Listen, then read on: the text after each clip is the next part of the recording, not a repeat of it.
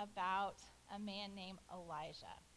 And I think the story that we're talking about today, we just read Saturday. If you're on, it's totally okay if you're not on schedule with us, just like Tara Lee Cobble says. Nobody's behind with anything. But if you are reading from January 1st, we just read about him on Saturday, and then a little bit more today. But if you are a person, I love to read. I love epic movies. If you're a person that really likes stories, we usually like a story that kind of makes a little bit of sense. It has, like something going on, even if it's kind of a thriller, like something's happening. There's, this big climax, but then everything kind of works out at the end. Some of us like a happy ending. Some of us, happiness is defined in different ways in the ending of some of our things, but we like some closure. We like something, things to come together at the end. But in the Bible, that does not always happen with some of the stories that we read. And I think it's really important, and I think it's amazing that the Bible shows us that, because in our real lives, our stories are not usually like that. There's not usually some great buildup, and there's a lot of times not a happy ending or even some kind of closure with that. So today, we're going to look at the story of Elijah and what we can learn from him and from his story that can be kind of crushing at times, have some not great things, because there is part of his story that he comes to God just at the end of his rope. And I know today, unfortunately, that some of you are there. Some of you are just at the end of your rope. And if you're not, you'll be there sometime soon, because that's just the way our life on earth is. So I want to give a little bit of a background first before we kind of dive into this. So, Carly, if you could pull up that map of Israel that we had. If you remember a few weeks ago, thank you, this one's a little bit blurry, but a few weeks ago, we talked about how right after Saul was killed, King Saul was killed, and King David was coming into power, that the nation of Israel was split in two. Remember, we had a great little skit up here with Cameron as David, and I remember the little spy Abner, I think it was Ronnie, that kind of switched sides and things like that. So David was able to bring those two, the nation of Israel and Judah that had split, into one big nation, using Abner in that. But unfortunately, as we read earlier this week, David's grandson, who was King Rehoboam, he, because of his pride and because of the way that he treated some of the people in the kingdom was again split. So again, we have what's on our map. We have the northern part that's called Israel and the bottom part that's called Judah.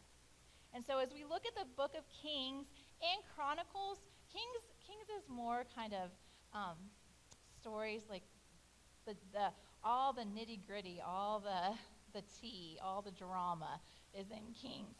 Excuse me. Whereas Chronicles are kind of the same story, but it's more like the newspaper article, like just give me the facts kinds of things. So we're reading those together. If you're reading the plan that we're reading, they're the same stories, just a kind of a different way of looking at them. All through Kings, 1st and 2nd Kings, is all about both of Israel and Judah and the kings that were in there. Now, in Israel, the northern part, all of the kings were evil. Not one of the kings ever followed God. They just kept getting further and further and further away from God and worshiping other gods. But in the southern kingdom of Judah, about half of them were good, were following of God, and about half of them were evil. So you can kind of see as you read through this, just expect one king will tear down, all of the things that are worshiping other gods and give send the nation back to God. And then the next king will come along and start worshiping another god again. So it's kind of this back and forth thing. So that's what we're looking at. When we look at the story of Elijah today, that's kind of what's going on right now. So we're going to be looking at this north part, which is called Israel. The whole thing is all the Israelites. But when the kingdom is split, the north part is called Israel. And so there is a king that is named King Ahab. And he is the king over Israel in the north. And he is like I said, all of the kings in Israel are evil and have turned away from God. But King Ahab is really evil. He's like the worst of the worst. And he has a wife named Jezebel. And just the name, even if you've never read the Bible before, just the name Jezebel, that's something that we use in our culture today anyway. But Jezebel was not helpful. She was helpful in him turning away from God. But she was an evil queen with him. And so what had happened is when Ahab was king, Jezebel started following Baal, who was another god of this time, and really had all of these priests that would follow Baal, and that she would really send the whole country following him and completely turn away from God. And Abner let her do pretty much whatever she wanted to do. So she was definitely part of turning the country in a very dark path, even further away from God than they already were. So we have Elijah, who is a prophet. And a prophet is someone who hears from God and then tells the people what God is saying. And so Elijah is hearing God say, I want my people back. You need to turn back to me. And that's pretty much all the prophets that we're going to read throughout the whole Old Testament. That is pretty much what they're saying in different ways, different contexts, but that is usually what they're saying.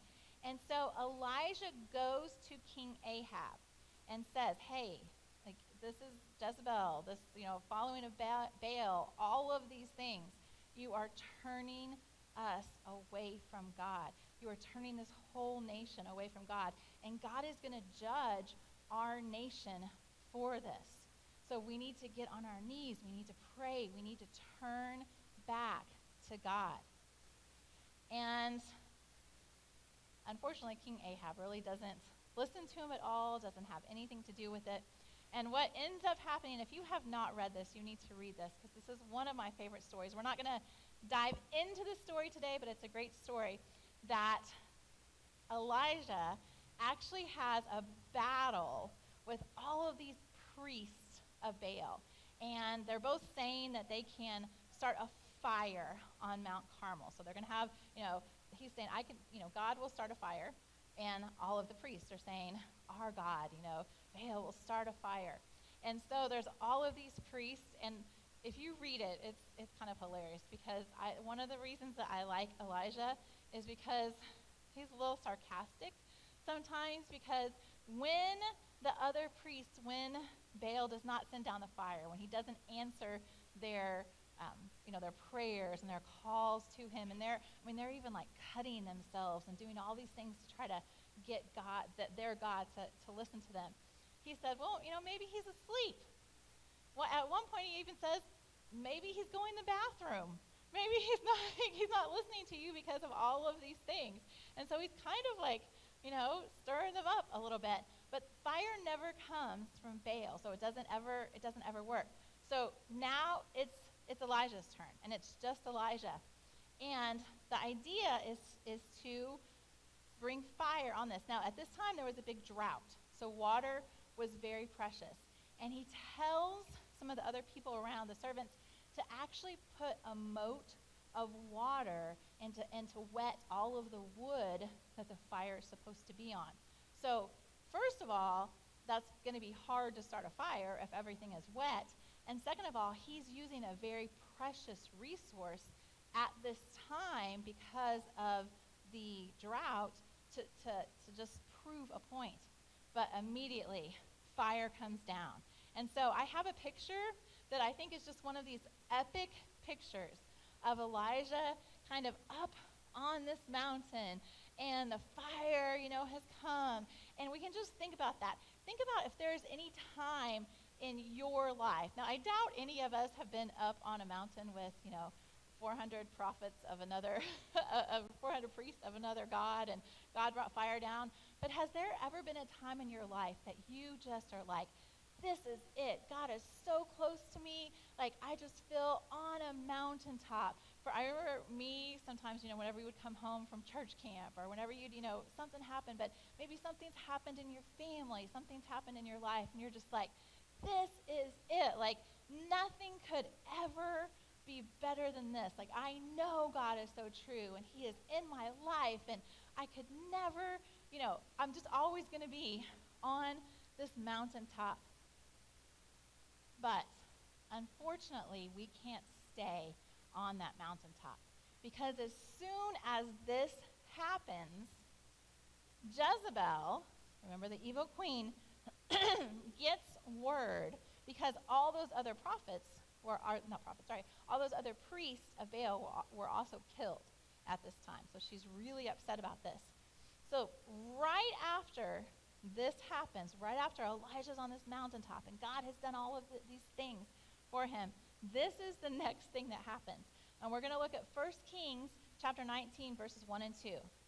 Now Ahab told Jezebel everything Elijah had done and how he had killed all the prophets with his sword. And those are those priests of Baal. So Jezebel sent a messenger to Elijah to say, "May the gods deal with me, be it ever so severely, if by this time tomorrow I do not make your life like that of one of them." So she's saying, God's come and get me, basically, if I don't kill you. So she's threatening, right after this happened, Jezebel is threatening Elijah's life. So there's this sudden drop in the story. Everything's great. He's on this mountaintop. Everything's awesome. And then the very next chapter, he is running for his literal life from this evil queen. And that happens to us sometimes. Those big, amazing moments in our walk with God don't erase those daily hardships, those things that, years of exhaustion, things we have prayed for on and on and on. Even though those big spiritual moments are amazing, we still have those valleys. We still have those lows. We still have those other things. So Elijah had just seen God defeat all of these priests, but the situation in a blink has changed. And this is how he responds. We're going to keep going, looking at verses 3 through 5. Elijah was afraid and ran for his life. When he came to Beersheba in Judah, so remember he was in that northern part of Israel, and so he's actually running all the way down to Judah, to the southern kingdom. So he's getting out of the kingdom of Ahab and Jezebel. He left his servant there while he himself went a day's journey into the wilderness. He came to a broom bush, sat down under it, and prayed that he might die. "I've had enough, Lord," he said. "Take my life. I am no better than my ancestors." Then he lay down under the bush and fell asleep. So out in the wilderness, all alone, just picture that. Elijah's sitting under this tree, and he just says, "I'm done. Just take me. Take my life, God. I'm just done with this." And that's such a heartbreaking and honest statement, because he had just been on this high, but he's being so real. He's not putting on a brave face. He's not, I love that the Bible doesn't give us some sermon about faith here, that, Elijah was faithful and he, went back to Jezebel or anything like that. No, he ran because he's scared. He's exhausted, he's terrified, and he's just like, "God, I am done." The Bible doesn't hide when people feel like this. And I think it matters for us so much, because there are so many times, I don't know about you, but there are times that I have felt like that I've just sat down and just thought, I'm done. I'm done with whatever situation is going on, whatever relationship, whatever. I'm just done. I'm done with this. And I just sat down, and it could have been after a great, amazing thing that God has done. But I am done. And what God does for him is so simple and practical. We're going to keep going with the story. All at once, an angel touched him. So the angel came to Elijah and said, "Get up and eat." He looked around, and there by his head was some bread baked over hot coals and a jar of water. He ate and drank and then lay down again. The angel of the Lord came back a second time and touched him and said, "Get up and eat, for the journey is too much for you." So he got up and ate and drank. Strengthened by that food, he traveled 40 days and 40 nights until he reached Horeb, the mountain of God. And there he went into a cave and spent the night. So Elijah takes a nap and gets some food. And I know I am going to say something different. Those of you that are reading the Bible recap, I'm going to say something different than Tara-Leigh Cobble, but I think that's important. I think that's what the Bible is telling us, that sometimes when we feel like that, when we feel so down, sometimes we need to take a nap. I said this during Dream Team, the huddle this morning, accidentally, because I'm not usually a nap taker, I took a 4-hour nap yesterday. I don't know how it happened, and then I slept all night. It was amazing. But sometimes we just need to take a nap and get a little snack too. That helps us be able to get back to what God wants us to do. But the angel came to him with what exactly he needed at that time. That is what he needed, and the angel gave him practical care. And after that, he has enough strength for the journey. Now, his journey was to Mount Horeb. Our journey might be our path that we're going on in a relationship. It might be our path that we're going on in our job, or something that we're doing with our finances. I don't know what your path is, but sometimes God gives us, when we're so down, he'll give you the practical things that you need to just get up and to head back on your journey. It's not, I love that the angel didn't come to him and give him some big theological lecture about, who God is and trusting in him and all of those things that are true. He just gave him what he needed at the moment. And it was not a pep talk. It was sleep and some food. And I think it's important, I love that the Bible records this, because it's important for us to know that when we need help from other people, when we come to that point that we are done and we just need help from someone else, it's not showing that our faith is weak. Elijah's faith was not weak. I mean, we just read about what he did on the mountaintop. He had amazing faith. It was not that his faith was weak. He was just tired, and he just needed God to be with him in a practical way. And so when he is in this cave at Mount Horeb, he's asking for God to come to him. And I think that he is looking for God to come to him in a certain way. Because sometimes we do that. Sometimes we are praying for a certain answer. Sometimes we're praying for God to show up in a certain way. But let's keep reading and see actually how God himself shows up to Elijah when he's in this cave. It says, "Then a great and powerful wind tore the mountains apart and shattered the rocks before the Lord. But the Lord was not in this wind.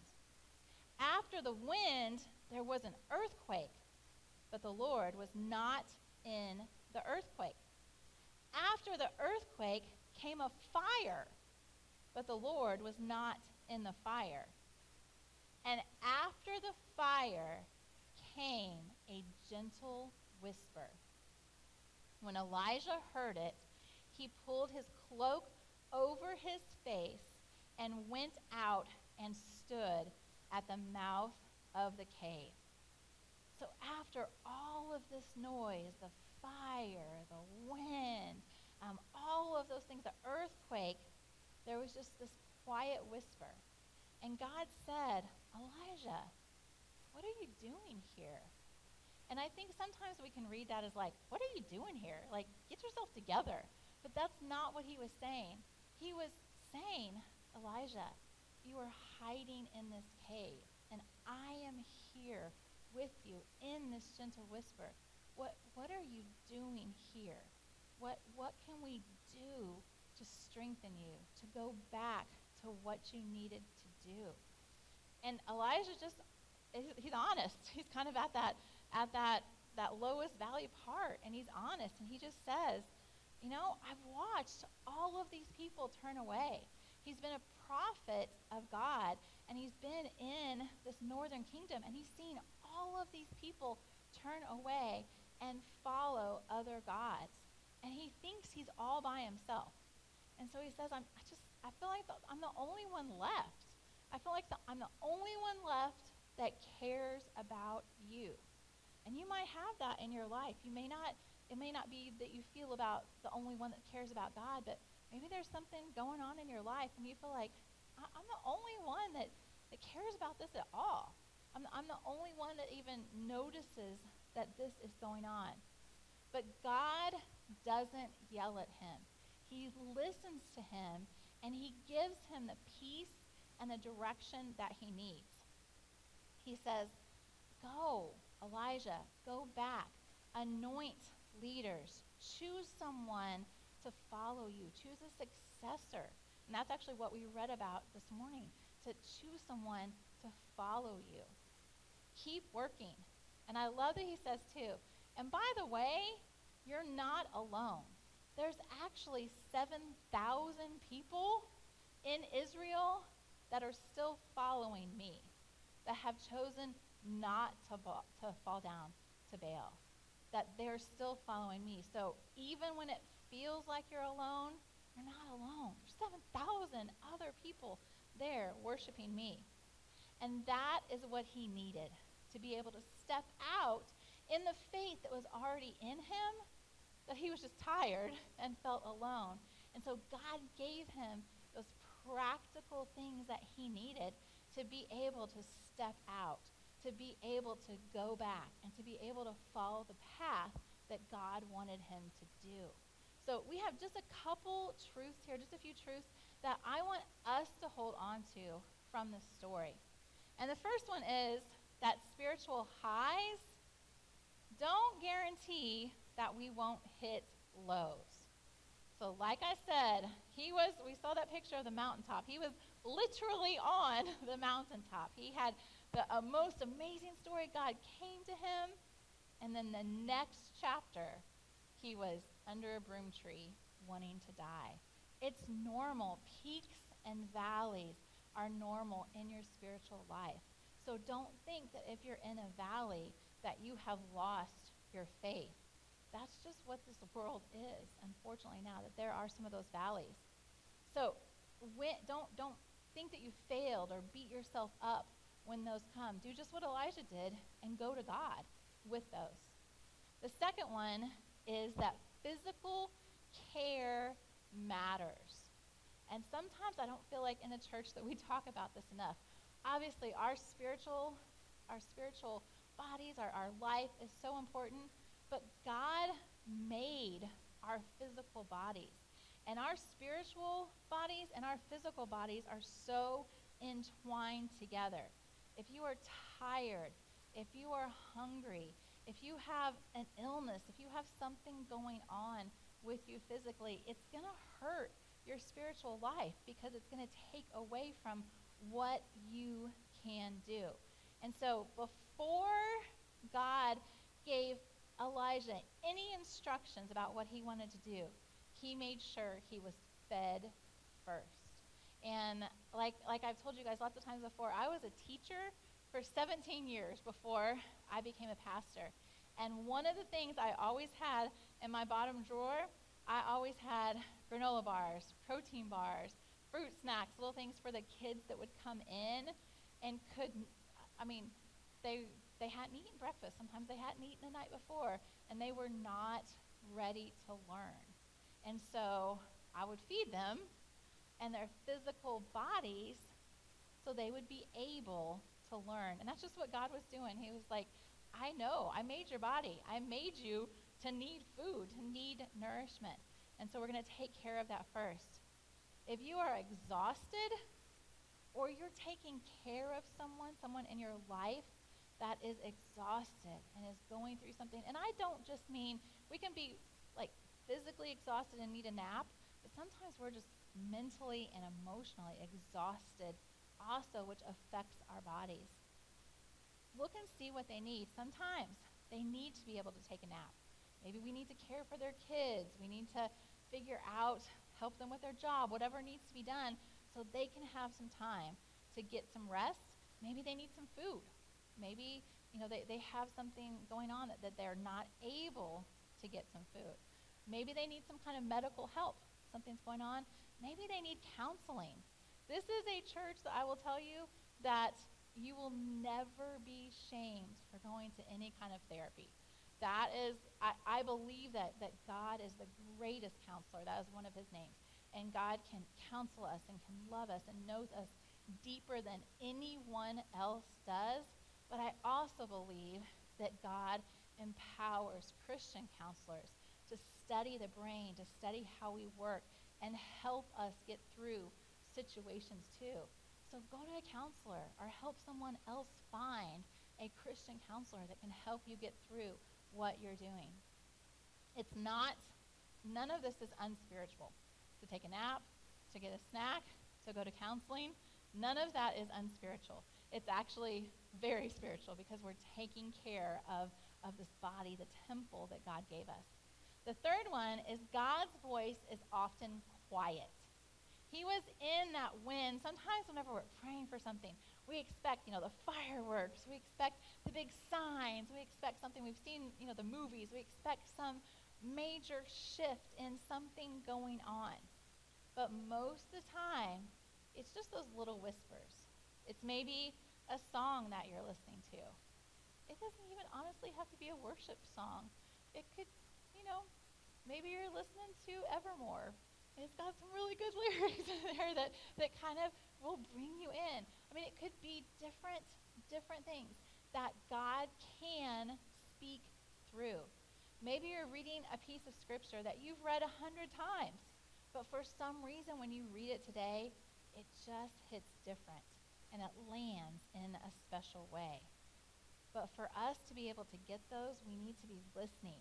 We need to have those times that we've talked about over the last few weeks, that we are quiet ourselves, that all that chaos is going around, that we take some time to be able to listen. And then community is crucial. Elijah thought that he was all alone until God told him that there were 7,000 other people. When you are in despair, when you think that the world is against you, isolation is the worst thing that you could do, because no one can speak to you. And God can get to you through that, but so can Satan. So can all of the other voices that you hear. You start to listen to the lies that you're telling yourself. So church and the people, not just on Sunday mornings, but the people of the church should be people that you can go to and you can hear from, and they can build you up and tell you the truth of what your life is and who God is in your life, to be able to help you get to that other side. So what do we do with all of this in our real life? If you're the one struggling, tell somebody. Tell a friend. Tell somebody here today. Go to someone. No one here is ever going to shame you. It is okay to say, I am not okay, and I need some help. I feel like I'm sitting under a broom tree right now. I need some help. Let people help you. And then if someone comes to you, what are some of the practical things? Sorry that I know it's strange a pastor saying this, but we don't always need to send them to a Bible study. Bible studies are amazing, and we love to study the Bible, but sometimes, they just need you to come and sit with them. I remember that there was one girl, this is years ago, in the very beginning of our ministry, that was going through something, just had just some abuse in her life, and she was going through some things, and she called me, and I went to her house, and for probably 3 hours, she just laid on my shoulder and cried. I maybe said 4 words the whole time that I was there, but she just laid on my shoulder and cried and cried and cried. Sometimes that's all we need to do. We just need to be the person that is there for someone else. Help them make an appointment. Maybe sometimes some people are so also frazzled and so in whatever is going on in their life that it's hard for them to find a counselor, to get to a doctor if that's what they need, to get to the store. Do those things to help them. Do something practical. And as a church, I just want us to know that I want us to make room for people that are struggling. I know Sunday morning is kind of weird. We come in here and, we try to be like all cute and say hi and talk about our kids or whatever. And I know we're only here for, an hour and a half or so it's hard to have those deep conversations. But find people that you can talk throughout the week. Find people that we have during the school year. We have groups that happen. We have 4 or 5 different groups that happen throughout the year.